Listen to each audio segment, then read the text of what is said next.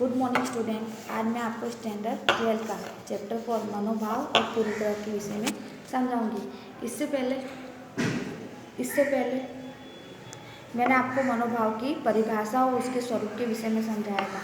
आज अपने मनोभाव गठन की प्रक्रिया में निरीक्षण शिक्षा के को उदाहरण के अनुसार समझेंगे। ठीक है, मनोभाव गठन की प्रक्रिया। तो सबसे पहले आपने जान चुके आगे कि मनोभाव क्या है। वो जन्मजात नहीं है, पर क्या है, सामाजिकरण और शिक्षा के द्वारा संपादित होता है। ठीक है, अपने ने पहले पढ़ा था उसके स्वरूप में कि वो जन्मजात नहीं है, पर क्या है, संपादित है। संपादित किस तरीके से है कि वो मनुष्य में जन्म से नहीं आता है, लेकिन कैसा होता है, वो पर्यावरण में रहता है, समाज के साथ रहता है, तो वो उसके अनुभव मनोभाव उसमें उत्पन्न होते हैं, वो संपादित होते हैं। तो जो अनुभव होते हैं, जो उनको अनुभव मिलते हैं, वो क्या करते हैं, मनोभाव का गठन उत्पन्न करते हैं। यानी अनुभवों से, मनोभाव के गठन किससे होते हैं, अनुभवों से उत्पन्न होते हैं। अब अपने मनोभाव की गठन की पद्धतियाँ समझेंगे। ठीक है, मनोभाव की गठन की पद्धतियों में पहला क्या है, शास्त्रीय अभिसंधान। दूसरा क्या है, कारक अभिसंधान। तीसरा निरीक्षणात्मक शिक्षा। और चौथा है उदाहरण व्यवहार। आपने किसके विषय में समझा है, निरीक्षणात्मक शिक्षा के विषय में। वो उसके अलावा मैं इन तीनों के बारे में भी थोड़ा थोड़ा समझा देती हूँ। सबसे पहला क्या है, शास्त्रीय अभिसंधान। शास्त्रीय अभिसंधान के बारे में आप पहले आगे भी सुन चुके हो। ठीक है, जैसे पावलो का सिद्धांत था, ठीक है, स्किनर का सिद्धांत था, उसके बारे में आगे सीखे। यानी अभिसंधान अर्थात क्या, जुड़ना। ठीक है, यानी इंसान किससे जुड़ता है, विधायक मनोभाव से जुड़ता है। किस तरीके से विधायक मनोभाव से, तो शास्त्रीय अभिसंधान का आपने प्रयोग सुना होगा, नहीं तो पढ़ा होगा, आगे अपने ने चलाया है। उसमें क्या था कि जब एक प्रयोग किया गया था कुत्ते के ऊपर के, वो अगर सामने आता है, जैसे उसके सामने भोजन आता है, तो उसकी लार टपकने लगती है।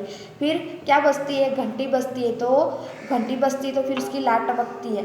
यानी कैसा होता है, इस प्रयोग में कैसा था, जैसे कुत्ता है तो सबसे पहले घंटी बजती है तो उसको कुछ फर्क पड़ता नहीं है, पर बाद में क्या होता है, जब वो घंटी बजती है उसके बाद भोजन आता है तो उसकी लार टपकने लगती है। ऐसा बार बार करने से वो तैयार हो जाता है। ठीक है, तो ये शास्त्रीय अभिसंधान से जुड़ा हुआ है। यही शास्त्रीय अभिसंधान मनोभाव गठन से किस तरीके से जुड़ा है, तो अपने उदाहरण के अनुसार देख सकते हैं। जैसे कुत्ते के सामने भोजन आता है तो उसकी लार टपकने लगती है, वैसे माता और पुत्र का संबंध समझ लो कि माता के साथ, जैसे छोटा बच्चा होता है तो उसकी माँ सामने आ जाती है तो वो कैसे खुश हो जाता है, उसके मिलने के लिए प्रतिभावित हो जाता है। ठीक है, इस तरीके से माता और पुत्र का संबंध है। ठीक है, दूसरा है कारक अभिसंधान। कारक अभिसंधान अर्थात प्रॉब्लम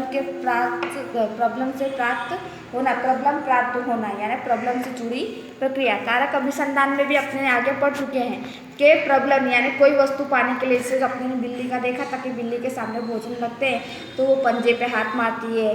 ठीक है, यहाँ वहाँ घूमती है, फिर प्रयत्न करने पे उस पर एक बटन पे हाथ दबाती है तो उसको भोजन प्राप्त होता है। तो किसमें देखा था अपने, कारक अभिसंधान। तो कारक अभिसंधान की प्रक्रिया भी किसमें, मनोगठन से जुड़ी हुई है। मनोगठन से किस तरीके से जुड़ी हुई है, तो उसमें कैसा है, जैसे अपने किसी बच्चे को पढ़ाते हैं, अगर शिक्षक किसी बच्चे को पढ़ाता है, ठीक है, अगर वो उसका आंसर देता है तो उसकी प्रशंसा करता है, उसको प्रोत्साहन देता है, बोलता है गुड, वेरी गुड। तो क्या करता है, बार बार आंसर देने के लिए क्या होता है, उत्साहित होता है। और अगर शिक्षक उसको दंड करता है, नहीं तो शिक्षा देता है, तो वो क्या होता है, निरुत्साही होता है। तो कारक अभिसंधान का मनोगठन देखने को मिलता है।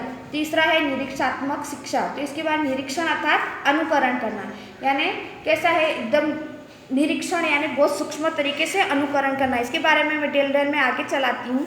उसके आगे अपने देखते हैं उदाहरण रूप व्यवहार। उदाहरण रूप व्यवहार अर्थात आदर्श रूप व्यक्ति का व्यवहार।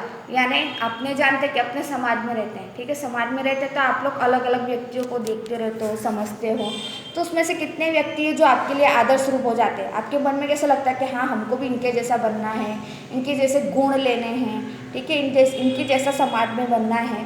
ठीक है, तो ये क्या होता है, उदाहरण रूप व्यवहार होता है। जैसे अपने ले लो गांधी जी का वर्तन ले लो। ठीक है, गांधी जी जो सादगी रूप थे, सत्यपरायण थे, धर्मनिरपेक्ष थे। ठीक है, तब तक क्या विचारते थे, हाँ गांधी जी जैसे गुण है। इसके अलावा भी काफ़ी आपके फेवरेट हीरो होंगे या सेलिब्रिटी होंगे या कोई नेता होंगे। ठीक है, कोई साइंटिस्ट होंगे जिसके जैसा आप बनना करते हैं, तो वो किसमें आता है, मनोभाव के गठन के उदाहरण रूप व्यवहार में आता है।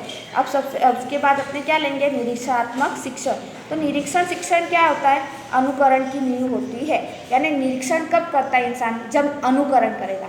आप अपनी आसपास की चीज़ों का अनुकरण करेगा, जो भी बनाव बनते हो उसका अनुकरण करोगे तब आपका निरीक्षण होगा। तो वो क्या होती है, आपकी निरीक्षण की शिक्षा होती है।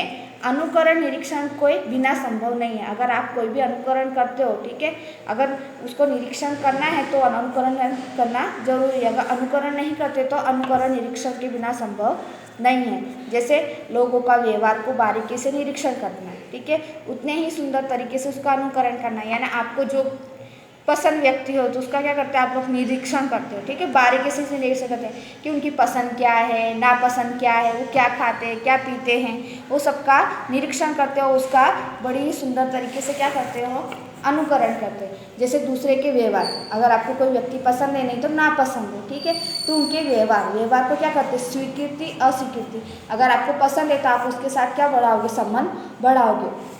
अगर आपको नहीं पसंद है तो उसके साथ पास जाना, नहीं तो उसके पास यानी कम करते हो, ठीक है, यानी उससे दूर रहने का प्रयत्न करते हो। और आपको पसंद व्यक्ति है तो उसकी पसंद, ठीक है, और नापसंद, ठीक है, उसके विधायक परिबल, निषेधक परिबल, इन सब के प्रति आप ध्यान देते हो, ठीक है। जैसे वो निरीक्षण में मैंने समझाया कि गांधी जी है तो गांधी जी के वर्तन में, नहीं तो कैसे, जैसे नहीं तो निरीक्षण पर उसमें कैसा होता है कि दूसरे के भाव व्यवहार, जैसे आपको कोई क्लास में शिक्षक पसंद है, ठीक है, तो जैसे उसने एंट्री की है तो उसने क्या किया, किसी स्टूडेंट से क्वेश्चन पूछा, ठीक है, कि इसका, उसने फिर उस बच्चे ने आंसर दिया तो वो टीचर ने क्या बोला कि हाँ गुड, वेरी गुड, बहुत अच्छा आंसर दिया। तो दूसरे बच्चों के प्रति उसका कैसा व्यवहार जाएगा कि हाँ ये सर अच्छे हैं, तो दूसरे बच्चे भी आंसर देने के लिए खड़े होंगे। उनका यानी विचार कैसा होगा, मनोगठन पॉजिटिव होगा, विधायक होगा, ठीक है। इस तरीके से मनोभाव के 4 गठन, शास्त्रीय अभिसंधान, कारक अभिसंधान, निरीक्षण शिक्षा और उदाहरण के व्यवहार, उनके विषय में समझाया। अब अपने आगे आएंगे मनोबल के परिवर्तन में अवरोध परिबल, ठीक है, मनोभाव के परिवर्तन में अवरोध परिबल। तो मनोभाव के अवरोध परिबल में कैसे, अपने ये जानते हैं कि मनोभाव कैसे है, दृढ़ है, ठीक है, लोगों के घर यानी लोगों के मन में, मस्तिष्क में क्या कर गए हैं, घर कर गए, ठीक है, लोगों के, तो उसके परिवर्तन लाना बहुत ही अवरोधक होता है, बहुत ही कठिन होता है, ठीक है। पर कठिन होने के बावजूद भी अपने वो असंभव नहीं है। तो सबसे पहले अपने क्या देखेंगे कि जो मनोभाव के अवरोधक परिबल है वो कैसे होते हैं, निषेधक होते हैं, विधायक नहीं निषेधक होते। यानी निषेधक मनोभाव में परिवर्तन लाना क्या होता है, बहुत ही कठिन होता है। जो नेगेटिव थिंग होती है उसको परिवर्तन लाना बहुत ही कठिन होता है। व्यक्ति, समाज और राष्ट्र के लिए ये आवश्यक है, ठीक है। जो अपने लिए निषेधक भाव हैं वो व्यक्ति के लिए, समाज के लिए, ठीक है, राष्ट्र के लिए, सबके लिए आवश्यक हैं।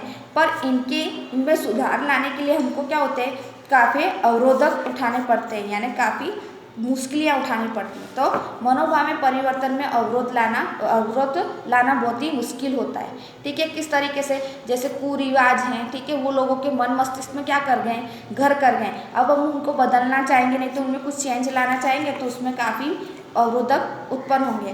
तो मनोभाव के परिवर्तन में अवरोधक परिबल कौन कौन से हैं, तो पहला कौन सा है, मनोभाव की प्रबलता।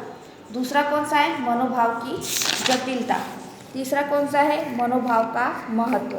चौथा कौन सा है, मनोभाव में अंतर संबंध। पांचवा कौन सा है, मनोभाव की उपयोगिता, ठीक है। तो सबसे पहले अपने मनोभाव की प्रबलता के विषय में समझेंगे। अपने जान चुके हैं मनोभाव यानी लोगों का मन के भाव, यानी लोग समाज से या पर्यावरण से जो भी सीखते हैं उनके मन में जो भाव उत्पन्न होते हैं, जो प्रतिक्रिया उत्पन्न होती है उसको अपने मनोभाव कहते हैं। तो मनोभाव की प्रबलता, तो लोगों की मनोभाव के भाव की प्रबलता कैसी होती है, काफ़ी लंबे समय की होती है।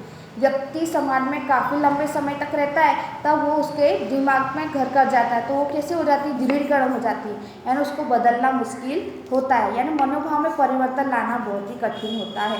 पर कठिन होने के बाद भी वो क्या होता है, असंभव नहीं होता है, ठीक है।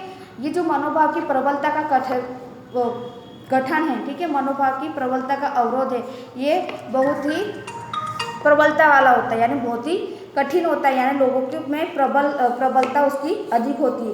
किस तरीके से अधिक होती है, तो अपने उदाहरण अगर समझते हैं कि अपने यहाँ पश्चिमी शैली का प्रभाव बहुत चल रहा है, ठीक है, प्रभाव चल ही रहा है। जैसे अंग्रेज लोगों ने 200 साल 300 साल शासन किया, तो भी अपने यहाँ कैसा है कि उन लोगों के उसमें कुछ चेंज नहीं आया है, यानी अपने भारतीय लोगों के में कुछ चेंज आया नहीं है। पश्चिमी के लोगों के प्रभाव के होने के कारण भी वो अपना जीवन जीते हैं। इसके बाद हम लोग सेकंड लेंगे अवरोधक के रूप में मनोभाव की जटिलता, ठीक है। जिस तरीके से प्रबलता ज़्यादा होती है उस तरीके से जटिलता ज़्यादा होती है। जटिलता यानी कुरिवाज, जो अपने देश के कुरिवाज है, ठीक है। तो ये प्रक्रिया, मनोभाव की जो प्रक्रिया है वो क्या है, बहुत ही जटिल है। एक ही परिबल जिम्मेदार नहीं होता, इसके लिए कोई एक कारण जिम्मेदार नहीं होता, अनेक कारण जिम्मेदार होते हैं। यह प्रक्रिया कैसी होती, प्रभावशाली नहीं होती, यानी समय के साथ हम इसको बदल सकते हैं, ठीक है। काफ़ी समय की मेहनत के बाद नहीं, तो जैसे अपने ने आगे उदाहरण के अनुसार समझा था कि बाल विवाह हुए, सती प्रथा हुए, ये कैसे थे, बहुत ही कुरिवाज थे, जटिल रिवाज थे। पर जो धर्मगुरु थे, राजगुरु थे, उन लोगों ने प्रयास किया तो इनमें काफ़ी सुधार आया है। पर अगर ये प्रयास जारी रखेंगे तो इनमें सुधार आएगा, और अगर ये स्टॉप कर देंगे तो इसको नाबूद करना मुश्किल है। यानी कैसे हुआ, मनोभाव में जटिलता देखने को मिलती है, यानी कुरिवाज जटिल होते हुए भी वो दूर किए जा सकते हैं, उनमें परिवर्तन, पर उसमें अवरोधक आते हैं, यानी अवरोधक परिबल के रूप में जाना जाता है। फिर मनोभाव का महत्व, तो मनोभाव के महत्व में क्या है, जीवन में अलग अलग समय पर हम लोग अलग अलग व्यक्तियों से मिलते हैं। अलग अलग व्यक्ति हुआ, अलग अलग समाज हुआ, अलग अलग वातावरण हुआ, अलग अलग विषय हुए, वो हमारे जीवन में महत्व रखते हैं। पर आप जिस व्यक्ति से मिलते हो, ठीक है, वो आपके जीवन में, आपकी आवश्यकताओं में क्या महत्व रखता है वो देखना जरूरी है, ठीक है। वो व्यक्ति आपके जीवन में जो आवश्यकता रखता है उसका महत्व, यानी जो ध्यान रखता है वो आपके व्यवहार में, यानी उसका व्यवहार हुआ, ठीक है, खान पान हुआ, जो भी हुआ वो आपको प्रेरित करता है, ठीक है, उसके प्रति आप ज़्यादा आकर्षित होते हो। जैसे उदाहरण के अनुसार समझ लो कि आपका कोई मित्र है, ठीक है, वो आप उससे बहुत ही जुड़े हुए हो, ठीक है, तो वो कितनी बार कहता है सही बातें कहता है, कितनी बार गलत बातें कहता है, पर गलत बात होते हुए भी आप उसको स्वीकार करते नहीं हो, क्यों, क्योंकि उसके जीवन, यानी आपके जीवन में उसका बहुत ही महत्व है। यानी ये क्या हो जाता है, एक अवरोध हो जाता है कि वो गलत होते हुए भी आप उसको नहीं कर पाते, क्यों, क्योंकि वो आपके जीवन में उसका बहुत ही महत्व है। उसके बाद क्या आएगा, मनोभाव में आंतर संबंध। मनोभाव में आंतर संबंध यानी जटिल होने के कारण संपूर्ण स्वतंत्र के बदले एक दूसरे के साथ अंतर संबंधित होते हैं। मनोभाव में क्या होता है, जैसे ये बहुत ही जटिल होता है, ठीक है, जटिल यानी बहुत ही कठिन होता है, ठीक है, पर स्वतंत्र है, पर स्वतंत्र होने के बावजूद भी आप क्या करते हो, उसमें परिवर्तन नहीं ला सकते हो। किस तरीके से अंतर संबंध में परिवर्तन ला सकते नहीं है, क्योंकि वो लाना कठिन होता है। अंतर संबंध में परिवर्तन लाने में बहुत ही अवरोध उत्पन्न होते हैं। किस तरीके से उत्पन्न होते हैं, तो जैसे उदाहरण के आधार पर ले दो कि शादी के प्रति मनोभाव, जाति, धर्म, संस्कृति प्रति मनोभाव साथ अंतर संबंधित होते हैं। यानी जो शादी के प्रति जिसके मनोभाव उत्पन्न होती है, यानी मनोभाव कैसे होते हैं कि हमारी शादी हमारी जाति में होनी चाहिए, हमारे माता पिता के जो विचार है, ठीक है, धर्म में होनी चाहिए, उसी संस्कृति को होनी चाहिए। ऐसे मनोभाव क्या होते हैं, अंतर संबंधित होते हैं, जिसको अपने बदलना मुश्किल होता है। जैसे उदाहरण भी एक ले लेते हैं, जैसे अपने कि कोई युवक या युवती में प्रेम होता है, ठीक है, वो उसी कास्ट का है, उसी धर्म का है, उसी में यानी उसी समाज में उसकी शादी होती है, तो हमारे समाज में क्या है, प्रेम विवाह मंजूर होता नहीं है। तो प्रेम विवाह मंजूर ना होने के कारण उसी कास्ट का, उसी धर्म का, उसी ज्ञाति का होने के बावजूद भी उससे शादी कर पाते नहीं है, यानी अंतर संबंध होने के बावजूद भी, ठीक है, वो उससे शादी नहीं करते। क्यों, क्योंकि हमारे दिमाग में कैसा है कि हमारे माता पिता जो ढूंढते हैं वो सही है, तो वो प्रेम विवाह नहीं तो उसी कास्ट या संबंध होने के कारण भी हम लोग कर सकते हैं। यानी अंतर संबंध क्या होता है, अवरोध उत्पन्न होता है।